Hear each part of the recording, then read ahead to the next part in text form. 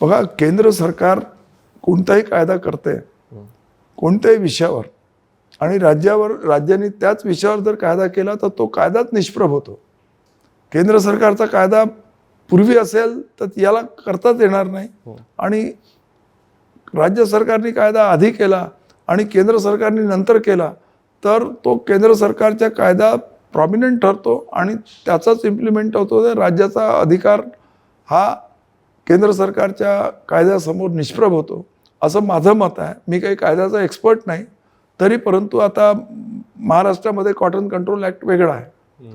तो कोणत्या धर्तीवर करण्यात आला, त्याच्यात कोर्टातून कशी काय परवानगी मिळाली, कारण केंद्राचा कायदा असताना कॉटन कंट्रोल ॲक्ट वेगळा असण्याची गरज नव्हती.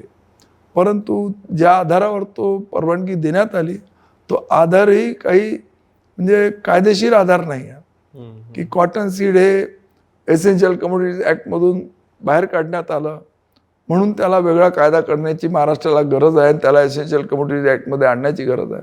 वास्तविकता सीड कंट्रोल ऑर्डर 83मध्ये प्रत्येक प्रकारचं बियाणं, ते गवतापासून तर पिपळाच्या झाडापर्यंत प्रत्येक प्रकारचं बियाणं जर बियाणामधून विकल्या जात असेल तर ते एसेन्शियल कमोडिटीज ॲक्टमध्ये येते.